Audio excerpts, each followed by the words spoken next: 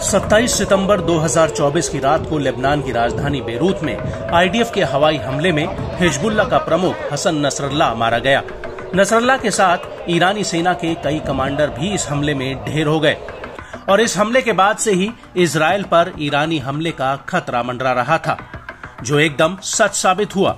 दरअसल 1 अक्टूबर 2024 की रात को ईरान ने एक साथ इजराइल पर करीब 200 से ज्यादा मिसाइलें फायर कर दी। हालांकि इजराइल के अनुसार इनमें से अधिकतर मिसाइलों को इजरायली एयर डिफेंस सिस्टम और अमेरिकी सेना ने इंटरसेप्ट कर लिया था। हैरान करने वाली बात ये रही कि इनमें से कई बैलिस्टिक मिसाइलें थी और एक मिसाइल तो तेल अवीव के मोसाद के हेडक्वार्टर के पास जा गिरी।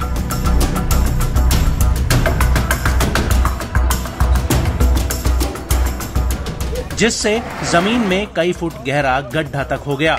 हालांकि जब ईरान ने यह हमला किया तो उससे कुछ ही घंटों पहले इजराइल को इसकी भनक लग गई थी और उसने अपने नागरिकों को तुरंत बम शेल्टर में रहने के लिए कहा था। लेकिन बड़ा सवाल ये उठता है कि आखिर ईरान ने इजराइल पर कौन कौन सी मिसाइलें दागी। तो आपको हम बता दें कि ईरान ने इजराइल पर जो हमला किया उसने इस हमले को ऑपरेशन ट्रू प्रॉमिस 2 का नाम दिया है। इस हमले में ईरान ने घादर और इमाद के साथ साथ फतेह हाइपरसोनिक मिसाइल फायर की है। आपको बता दें कि फतेह मिसाइल को पिछले साल जून 2023 को ईरान ने दुनिया के सामने पेश किया था। ईरान के supreme leader Ayatollah Ali Khamenei ने इस मिसाइल का नाम फतेह रखा था।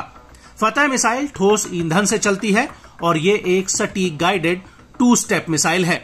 इसकी रेंज 1400 किलोमीटर है और इसे मध्यम दूरी की बैलिस्टिक मिसाइल कहा जाता है।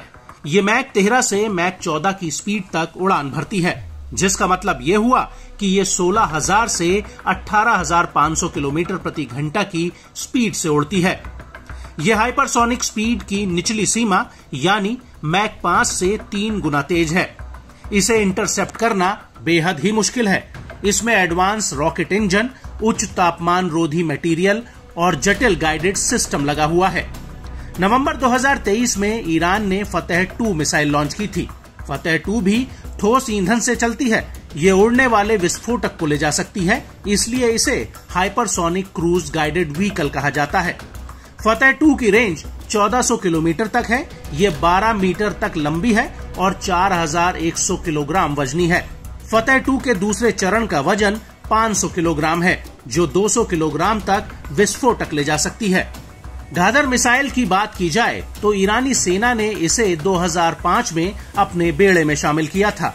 ये Shahab 3 medium range ballistic missile का नया वर्जन है। ईरानी सेना इसे साल 2023 से इस्तेमाल करती आई है। यह मिसाइल पहले चरण में लिक्विड ईंधन पर चलती है, दूसरे चरण में ये ठोस ईंधन से चलती है। इसके बाद इसके 3 तरह के वेरिएंट हैं। घादर एस, जिसकी रेंज 1350 किलोमीटर है, घादर एच की रेंज 1650 किलोमीटर है और घादर एफ की रेंज 1950 किलोमीटर है।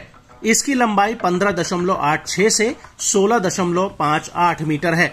इसका वजन 15 से 17.5 टन के बीच है। इसके वर्जन के मुकाबले इसकी लंबाई ज्यादा है, जिसकी वजह से इसमें ज्यादा ईंधन आता है और इसके ऑक्सीडाइजर टैंक बड़े हैं। इसके अलावा ये 1300 से 1500 किलो के प्रोपेलेंट को ले जा सकती है। इसकी वजह से इसका इंजन 10 या इससे ज्यादा सेकंड तक काम कर सकता है। घादर के हथियार के वजन को 1000 किलो से 650 किलो किया गया है, यानी कि इसके हथियार ले जाने की कैपेसिटी को थोड़ा कम किया गया है, जिसकी वजह से इसकी रेंज 1200 किलोमीटर से बढ़कर अब 2000 किलोमीटर तक पहुंच गई है। घादर मिसाइल एक बेबी बॉटल के आकार में बदल जाती है। वहीं इमाद बैलिस्टिक मिसाइल की बात करें तो ये एक नया वर्जन है। ईरानी सेना ने 2015 में इसे अपने बेड़े में शामिल किया था। इस मिसाइल में एक नया डिजाइन वाला गतिशील वॉरहेड लगा है, जिसके आधार पर पंख लगे हैं। ये वायुमंडल में दोबारा प्रवेश करके अपने टारगेट की तरफ बढ़ सकती है। ईरान के मुताबिक इसे प्रभावित बिंदु तक गाइडेड और नियंत्रित किया जा सकता है, जिसकी वजह से ये मिसाइल टारगेट पर सटीक और निर्देशित हमला करती है। इमाद मिसाइल लिक्विड फ्यूल पर चलती है। इसकी लंबाई 15.5 मीटर तक है और इसका वजन 1750 किलोग्राम है। इसकी रेंज 1700 किलोमीटर तक है। हमले के बाद से ही अब दोनों तरफ से अलग अलग थ्योरीज आ रही हैं। ईरान के अनुसार उसकी 90% मिसाइलें टारगेट पर लगी हैं और उनसे इजराइल को भीषण नुकसान हुआ है। वहीं इजराइल कह रहा है कि ईरान के हमले में उसे कोई खास नुकसान नहीं हुआ। लेकिन अब बात जो भी हो, मिडिल ईस्ट में माहौल बहुत गर्मा गया है और ईरान के हमले के बाद नेतन्याहू भी अब चुप नहीं बैठने वाले हैं।